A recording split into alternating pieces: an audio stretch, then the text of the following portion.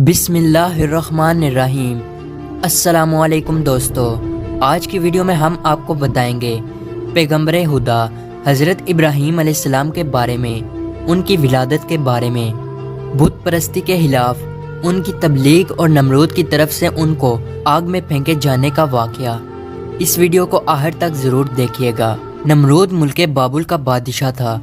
بابل کے موجودہ نام عراق ہے۔ نمرود انتہائی مغرور شخص تھا۔ جب اس کے ابتدا کا دائرہ وسیع ہو گیا تو لوگوں سے کہنا شروع کر دیا کہ اس کی پرستش کریں، کیونکہ لوگ پہلے ہی غیر اللہ اور لکڑی سے بنے ہوئے بتوں کی پرستش کیا کرتے تھے، لہٰذا وہ اسے بھی آسانی سے خدا ماننے پر آمادہ ہو گئے۔ لوگوں کو اس گمراہی اور ضلالت کی زندگی بسر کرتے ہوئے ایک عرصہ ہو گیا اور وہ اللہ کو بالکل ہی بھلا چکے تھے۔ پروردگار عالم نے اس قوم کی ہدایت اور رہنمائی کے لیے ان میں اپنا نمائندہ بھیجنے کا ارادہ فرمایا۔ نمرود کے دربار میں نجومی بھی تھے۔ ایک نجومی نمرود کے دربار میں بڑا مقام و منزلت رکھتا تھا اور وہ نمرود کے بہت قریب تھا۔ ایک دن اس نے نمرود سے کہا، ایک بات عرض کروں؟ تو نمرود نے کہا۔ نجومی نے بتایا کہ آپ کی سلطنت میں ایک بچہ پیدا ہونے والا ہے، وہ بت پرستی کو ختم کر دے گا اور لوگوں کو اپنے دین کی جانب بلائے گا اور آپ کی حکومت ختم کر دے گا۔ یہ سن کر نمرود نے اپنے دربار کے دوسرے نجومیوں کی طرف دیکھا۔ سب نجومیوں نے پہلے نجومی کی تائید کی۔ نمرود یہ سن کر دل ہی دل میں گھبرایا اور پھر غصے میں آ کر حکم دیا کہ عورتوں اور مردوں کو ایک دوسرے سے الگ کر دیا جائے تاکہ ایسا کوئی بچہ وجود میں آنے ہی نہ پائے، اور حکم دیا جو بھی بچہ پیدا ہو اسے قتل کر دیا جائے۔ نمرود کے منہ سے اس حکم کا نکلنا تھا کہ بابل میں پیدا ہونے والے بچے قتل کیے جانے لگے۔ کہتے ہیں کہ نمرود کے حکم پر اس مردود کے جلاتوں نے 1,00,000 بچے قتل کیے۔ نادان نمرود یہ سمجھتا تھا کہ حیلوں سے وہ خدا تعالیٰ کے ارادے کے آگے باندھ سکے گا۔ اسی ملک بابل میں ایک خاتون تھی جن کا نام تاریخ نے نونا بتایا ہے۔ نونا اس وقت حاملہ تھی، لیکن ان کے حمل کے آثار کو اللہ نے چھپا دیا۔ جب ان کے بچے کی پیدائش کا وقت آیا تو وہ نمرود کے خوف سے شہر سے باہر چلی گئی اور وہاں پہاڑ کے ایک غار میں پناہ لے لی۔ انہوں نے اپنے بچے کو اسی غار میں جنم دیا اور پھر بچے کو لٹا کر پھر خدا سے دعا کی، اے خدا، میں اپنے جگر کے ٹوٹے کو اس غار میں لٹا کر جا رہی ہوں، ان ظالموں سے تو ہی اس کو بچانا جو معصوموں کے خون کے پیاسے ہیں۔ پھر انہوں نے بچے کو بوسہ دیا اور غار کے تہہ خانے کو پتھروں سے بند کر دیا اور واپس شہر کو لوٹ گئی۔ جب دوسرے دن غار میں اپنے بچے کو دیکھنے آئی تو دیکھا ان کا بچہ انگوٹھا چوس رہا ہے۔ اس بچے کے انگوٹھے سے دودھ جاری تھا۔ یہ بچہ کوئی اور نہیں بلکہ حضرت ابراہیم علیہ السلام تھے۔ اللہ رب العزت نے حضرت ابراہیم علیہ السلام کے انگوٹھے میں دودھ پیدا کر دیا تھا اور یوں حضرت ابراہیم علیہ السلام کو غذا پہنچتی رہی۔ اس غذا سے حضرت ابراہیم علیہ السلام دن میں اتنا بڑھتے تھے کہ جہاں ایک عام بچہ مہینے میں بڑھتا ہے۔ آپ علیہ السلام کی ماں آپ کو دیکھنے کی غرض سے روزانہ غار میں آتی۔ جب آپ علیہ السلام کی عمر 2 سال ہو گئی تو وہ باتیں کرنے لگے، اور جب آپ کی عمر 7 سال کو پہنچی تو آپ کی والدہ نے بڑی بڑی باتیں اور اخلاق سکھانے لگی، کمزوروں کی مدد کرنا اور اللہ رب العزت کے گزرے ہوئے پیغمبروں کے واقعات سنایا کرتی۔ مگر انہیں کیا معلوم تھا کہ وہ جس بچے کی تعلیم اور تربیت میں لگی ہوئی ہیں وہ خود ہی ایک پیغمبر ہیں۔ آپ علیہ السلام نے اپنی زندگی کے 13 سال اسی غار میں گزارے۔ انہوں نے ایک دن اپنی ماں سے کہا، ماں، مجھے بھی اپنے ساتھ شہر لے چلیں۔ ماں نے جواب دیا، بیٹا، شہر میں تمہارے لیے خطرہ ہے۔ اس لیے حضرت ابراہیم علیہ السلام رات کو اس غار سے نکل کر شہر میں داخل ہوئے۔ حضرت ابراہیم علیہ السلام کا ایک چچا تھا جن کا نام آزر تھا۔ یہاں پہ ایک نقطے کی وضاحت کرتا چلوں تو رات میں آزر کو حضرت ابراہیم علیہ السلام کا چچا کہا گیا ہے، جبکہ ان کے والد کا نام طارق تھا۔ قرآن مجید میں ان کے والد کا نام آزر کہا گیا ہے۔ بہت سے علماء کا اجماع ہے کہ آزر حضرت ابراہیم علیہ السلام کا باپ نہ تھا بلکہ ان کے والد طارق تھے اور وہ مسلمان تھے۔ ارباب نسب کا بھی اسی پر اتفاق ہے کہ حضرت ابراہیم علیہ السلام کے والد تارک تھے، لہٰذا قرآن مجید اور اکثر حدیثوں میں جو آزر کو باپ کہا گیا ہے وہ مجاز کے طور پر ہے، کیونکہ وہ حضرت علیہ السلام کا چچا تھا، اور عرب میں یہ رواج ہے کہ چچا کو باپ کہتے ہیں۔ یا یہ بھی ہو سکتا ہے کہ وہ آپ کا چچا ہی رہا ہو اور تارک کی وفات کے بعد ان کی والدہ سے عقد کیا ہو اور آپ کی تربیت کی ہو، اسی سبب سے اس کو باپ کہا گیا ہے۔ آزر مٹی، پتھر، لکڑی کے بت بناتا، ان کو خود پوجتا اور لوگوں کے ہاتھوں فروخت کراتا تھا۔ اس طرح اس کا کاروبار بہت پھیلا ہوا تھا۔ آزر کے بیٹے بھی بت فروشی کرتے تھے۔ جب حضرت ابراہیم علیہ السلام غار سے نکل کر شہر میں گئے اور اپنے چچا آزر کے پاس پہنچے تو آزر نے حضرت ابراہیم علیہ السلام کو بھی اپنے بیٹوں کے ساتھ بت بیچنے کے لیے بھیج دیا۔ حضرت ابراہیم علیہ السلام نے بتوں کے گلے میں رسی باندھی اور انہیں زمین پر گھسیٹتے ہوئے لے گئے، جس سے وہ مٹی، کیچڑ اور کوڑا کرکٹ سے آلودہ ہو گئے۔ پھر آواز لگائی، اے لوگو، آؤ اور مجھ سے وہ بت خریدو جو بے جان ہے، عقل و ہوش سے خالی ہیں اور کوئی نفع یا نقصان نہیں پہنچا سکتے۔ بتوں کے ساتھ حضرت ابراہیم علیہ السلام کا یہ سلوک بت پرستوں کی نظر میں بے حد توہین آمیز تھا۔ پھر بات یہاں تک پہنچی، آزر نے حضرت ابراہیم علیہ السلام کو اس بارے میں نصیحت کی۔ ایک دن حضرت ابراہیم علیہ السلام نے اپنے چچا سے پوچھا، چچا جان، آپ لکڑی اور مٹی کے بت بناتے ہیں جو نہ بول سکتے ہیں، نہ سن سکتے ہیں، نہ آپ کو کوئی نفع یا نقصان پہنچا سکتے ہیں۔ آزر نے چونک کر پوچھا، کیا تم ہمارے خداؤں کے مخالف ہو؟ دیکھو، آئندہ اس طرح کی بات زبان پر نہ لانا، ورنہ تمہیں سزا ہوگی۔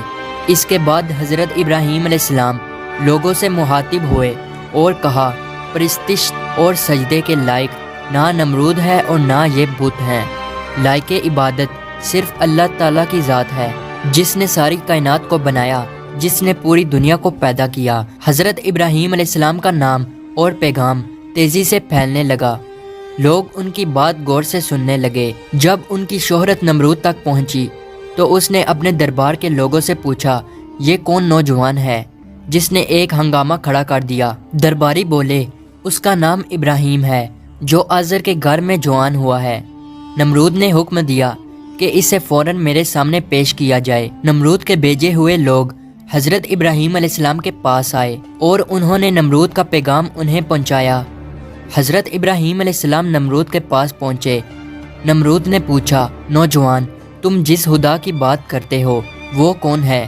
تو حضرت ابراہیم علیہ السلام نے جواب دیا، میرا خدا وہ ہے جو لوگوں کو زندگی اور موت دینے کی قدرت رکھتا ہے۔ نمرود نے کہا، یہ تو میں بھی کر سکتا ہوں، اور اس نے ایک ایسے مجرم کو آزاد کر دیا جسے موت کی سزا کا حکم سنایا جا چکا تھا، اور ایک ایسے آدمی کو پھانسی دے دی جس کا کوئی جرم نہیں تھا۔ پھر کہنے لگا، اب بولو، میرے خدا ہونے میں تمہیں کیا شک ہے؟ میں بھی تو جس کو چاہوں زندگی بخش دوں اور جس کو چاہوں موت بخش دوں۔ حضرت ابراہیم علیہ السلام نے فرمایا، اگر تو سچا ہے تو جس کو قتل کیا ہے اس کو زندہ کر کے دکھا۔ پھر فرمایا، میرا خدا سورج کو مشرق سے نکالتا ہے اور مغرب میں غروب کرتا ہے، تو اسے مغرب سے نکال کر دکھا۔ نمرود سے اس سوال کا جواب نہ بن سکا اور وہ شرمندہ ہو گیا۔ اس وقت حضرت ابراہیم علیہ السلام کی والدہ نے نمرود سے کہا، بادشاہ سلامت، مجھے اجازت دیں کہ میں ابراہیم علیہ السلام کو اپنے ساتھ لے جاؤں، کیونکہ یہ ابھی نہ سمجھ ہیں۔ آزر بولا، بادشاہ سلامت، آپ ابراہیم علیہ السلام کو گھر جانے کی اجازت دے دیں، میں اسے آپ کی اور بتوں کی توہین سے باز رکھنے کی ضمانت دیتا ہوں۔ نمرود نے کہا، میں تمہاری خاطر ابراہیم علیہ السلام کو معاف کرتا ہوں، لیکن اگر اس نے آئندہ کوئی ہنگامہ کھڑا کیا تو میں اسے زندہ جلا دوں گا۔ ابراہیم علیہ السلام اس واقعہ کے بعد اپنے مشن سے باز نہ آئے، اور انہوں نے ایک دن آزر سے کہا، چچا جان، یہ بت کیا ہے جن کو آپ خود بناتے ہیں اور خود پوجتے ہیں اور خود ہی ان کو خدا مانتے ہیں؟ آزر یہ بات سنتے ہی بگڑ گیا اور اس نے کہا، ابراہیم، فوراً میرے گھر سے نکل جاؤ، میں تمہیں مزید برداشت نہیں کر سکتا۔ ابراہیم علیہ السلام یہ کہتے ہوئے گھر سے نکلے۔ چچا جان، آپ نہیں مانتے تو میں جاتا ہوں، مگر میں اپنے مشن سے باز نہیں آؤں گا، کیونکہ میں خدا سے ڈرتا ہوں اور ان بتوں سے یا نمرود سے نہیں ڈرتا۔ حضرت ابراہیم علیہ السلام نے اپنے چچا کے گھر سے الگ اپنا کوئی انتظام کر لیا اور وہاں سے چلے گئے، مگر اپنے قول کے مطابق اللہ کی بندگی کی دعوت دیتے رہے اور بتوں کی خدائی کا انکار کرتے رہے۔ ملک بابل کے لوگ ہر سال ایک عید منایا کرتے تھے اور اس دن کچھ خصوصی کام انجام دیا کرتے تھے، چنانچہ وہ لوگ سارا دن شہر سے باہر گزارتے تھے۔ ایک دفعہ جب عید کا دن آیا اور وہ لوگ شہر سے باہر چلے گئے تو حضرت ابراہیم علیہ السلام اکیلے اس شہر میں رہ گئے۔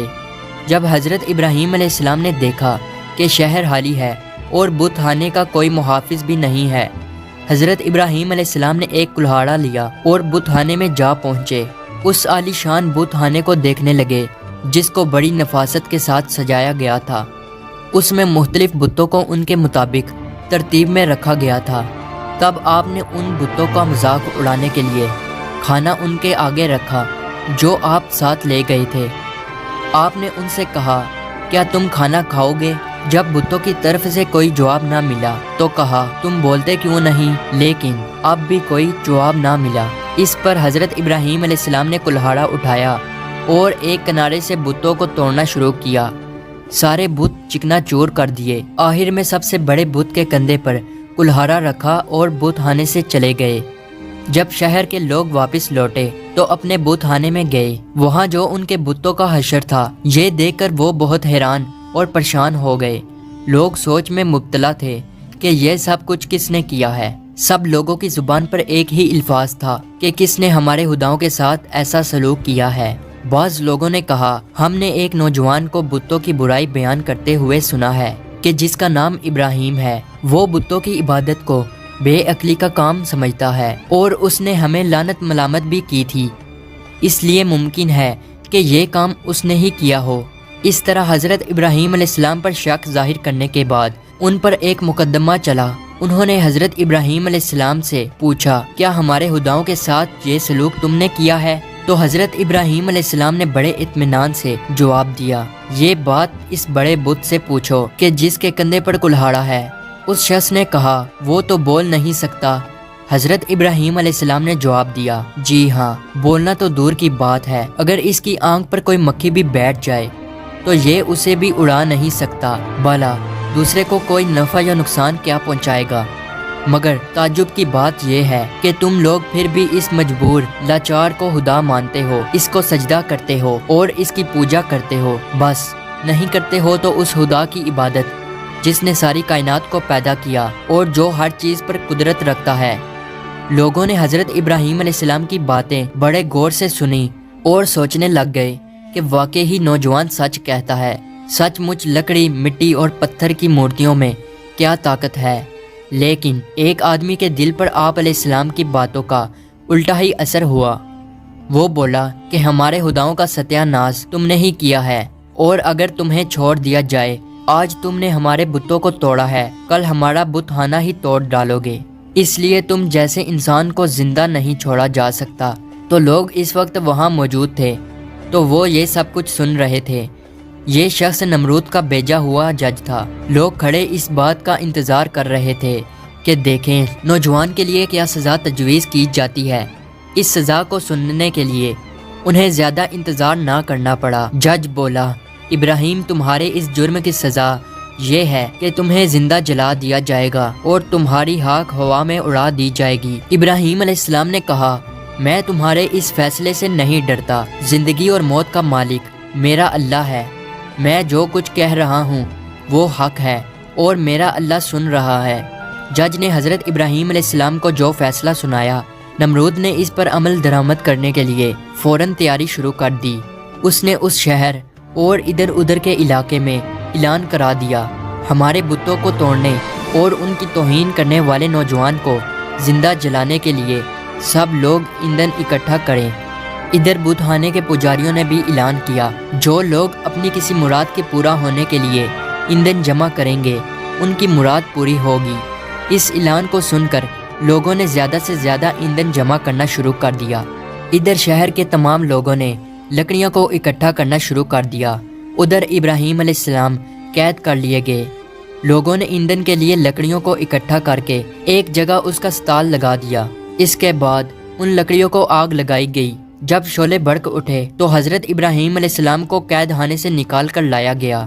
جب انہیں اس میدان میں لایا گیا جہاں آگ جلائی گئی تھی تو آپ علیہ السلام اس آگ کو دیکھ کر ہنس پڑے۔ حضرت ابراہیم علیہ السلام نے اس اونچے مینار کو بھی دیکھا جو میدان سے کچھ دوری پر تعمیر کیا گیا تھا، جس میں ایک خوبصورت کمرہ تھا جہاں نمرود کے ساتھ اس کے وزیر اور بشیر بیٹھے تھے۔ کہتے ہیں کہ یہ آگ اس قدر شدید تھی کہ اس کے اوپر سے پرندہ گزر نہیں سکتا تھا۔ چنانچہ جب حضرت ابراہیم علیہ السلام کو لایا گیا تو ان لوگوں کو یہ معاملہ پیش آیا کہ اب ابراہیم کو آگ میں کیسے پھینکا جائے۔ اس دوران شیطان نے ان لوگوں کے دماغ میں منجنی کا تصور ڈالا۔ حضرت امام جعفری صادق علیہ السلام سے منقول ہے کہ منجنی دنیا میں سب سے پہلے حضرت ابراہیم علیہ السلام کے لیے کوفہ میں کوثار نامی ایک نہر کے کنارے بنائی گئی اور وہ قریائے کنتانہ میں بنائی گئی۔ اس منجنی کو شیطان نے بنایا تھا۔ چنانچہ حضرت ابراہیم علیہ السلام کو منجنی کے ذریعے آگ میں پھینک دیا۔ اس وقت آسمان و زمین سے فریاد بلند ہوئی اور کائنات کی ہر ایک شے نے ابراہیم علیہ السلام کی امداد کی خواہش کی۔ زمین نے کہا، پروردگار، مجھ پر سوائے ابراہیم علیہ السلام کے تیری عبادت کرنے والا کوئی اور نہیں ہے، کیا تو راضی ہے کہ لوگ اسے جلا دیں؟ فرشتوں نے کہا، تیرے خلیل ابراہیم علیہ السلام کو لوگ جلاتے ہیں۔ حق تعالیٰ نے فرمایا، اگر مجھ سے وہ مدد طلب کرے گا تو میں یقیناً قبول کروں گا۔ جبرائیل علیہ السلام نے کہا، خداوند، تیرے خلیل حضرت ابراہیم علیہ السلام کے سوا زمین پر تیری عبادت کرنے والا کوئی نہیں ہے۔ تو نے ان کے دشمنوں کو ان پر مسلط کر دیا ہے تاکہ ان کو آگ میں جلا دیں۔ حق تعالیٰ نے فرمایا، خاموش ہو جا، ایسی بات تیرے جیسا بندہ ہی کہہ سکتا ہے جو ڈرتا ہے کہ کوئی امر اس کے قبضہ اختیار سے باہر ہو جائے گا۔ وہ میرا بندہ ہے، جس وقت چاہوں گا اس وقت بچا لوں گا۔ اگر وہ مجھ سے دعا کرے گا تو میں قبول کروں گا۔ پھر ابراہیم علیہ السلام نے اپنے پروردگار سے دعا کی، یا اللہ یا واحد یا من لم یلد ولم یولد ولم یکن لہ کفوا احد نجینی من النار۔ اس وقت جبرائیل علیہ السلام نے حضرت ابراہیم علیہ السلام سے ہوا میں ملاقات کی جبکہ وہ منجنی سے جدا ہو چکے تھے اور پوچھا کہ اے ابراہیم علیہ السلام، کوئی حاجت مجھ سے ہے؟ آپ علیہ السلام نے فرمایا، تم سے کوئی حاجت نہیں ہے، لیکن عالموں کے پروردگار سے میری حاجت ضرور ہے۔ اس وقت جبرائیل علیہ السلام نے ان کو ایک انگوٹھی دی جس پر نقش تھا، لا الہ الا اللہ محمد الرسول اللہ۔ پھر خدا نے آگ کو وحی کی، کونی برتن یعنی سرد ہو جا۔ اس کے ساتھ ہی آگ سرد ہو گئی اور وہاں جبرائیل علیہ السلام آئے اور آگ کے ساتھ بیٹھ کر گفتگو میں مشغول ہو گئے۔ ان کے چاروں طرف گلو لالا پیدا ہو گئے۔ کہتے ہیں کہ جب آگ جل رہی تھی تب چھپکلی آگ کو پھونکتی تھی اور مینڈک پانی لا کر اس پر پھینکتا تھا تاکہ اس کو بجھا دیں۔ اور جب خدا نے وحی کی کہ سرد ہو جا، 3 روز تک دنیا کی تمام آگ میں گرمی باقی نہ رہی تھی۔ اور یوں اللہ تعالیٰ نے اپنے پیغمبر حضرت ابراہیم علیہ السلام کو اتنی بڑی آگ سے محفوظ رکھا۔ یہ سارا معاملہ دیکھنے کے بعد نمرود ابراہیم علیہ السلام کے پاس پہنچا اور بولا، نوجوان، ہمیں تعجب ہے کہ تمہارا حکم آگ پہ چلتا ہے۔ ابراہیم علیہ السلام نے جواب دیا کہ یہ تمام میرے خدا کی قدرت ہے۔ نمرود حضرت ابراہیم علیہ السلام کی غربت کو تو اپنی آنکھوں سے دیکھ چکا تھا، مگر وہ آپ کی باتوں کو تسلیم کرنے کے لیے پھر بھی تیار نہ ہوا۔ نمرود کو لگا کہ کہیں لوگ حضرت ابراہیم علیہ السلام پر ایمان نہ لے آئیں۔ اس نے فوراً لوگوں کو لالچ دے کر اور کچھ کو ڈرا دمکا کر بہکایا۔ اس واقعہ کے بعد اس نے حکم دیا کہ انہیں شہر بدل کر دیا جائے تاکہ کوئی شخص ان کا پیرو نہ بنے اور ان کا دین اختیار نہ کر سکے۔ حضرت ابراہیم علیہ السلام خود بھی نمرودیوں کے ساتھ ان کے شہر میں رہنے سے خوش نہ تھے، اس لیے وہ شہر چھوڑنے پر آمادہ ہو گئے۔ چنانچہ انہوں نے اپنی بکریاں اکٹھی کی اور انہیں اپنے ساتھ لے کر روانہ ہو گئے۔ کیونکہ آپ کے پاس بہت بکریاں اور دوسرا سامان بھی تھا، اس لیے نمرود نے حکم دیا کہ یہ سارا سامان ضبط کر لیا جائے۔ حضرت ابراہیم علیہ السلام نے کہا، اگر تم میری بھیڑ بکریاں اور مال لینا چاہتے ہو تو میں نے اس سرزمین میں اپنی جتنی عمر گزار کر یہ بھیڑ بکریاں جمع کی ہیں، تم میری وہ عمر لوٹا دو اور پھر میرا مال ضبط کر لو۔ جب بات بڑکی تو یہ مقدمہ نمرود کے ایک منصف کے پاس پہنچا۔ اس نے فریقین کے بیانات سننے کے بعد فیصلہ حضرت ابراہیم علیہ السلام کے حق میں دے دیا۔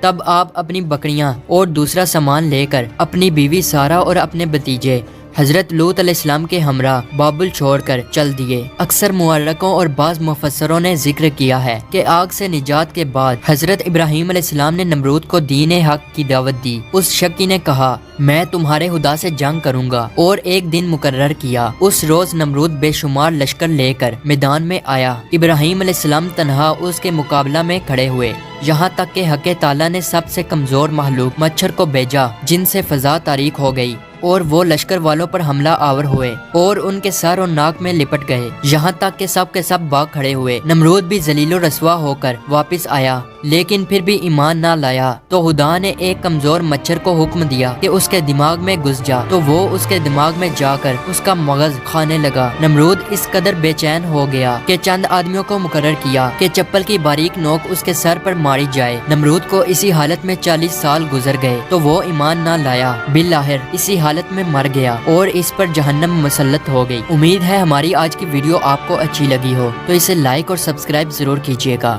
ملتے ہیں اگلی ویڈیو میں، تب تک کے لیے اللہ حافظ۔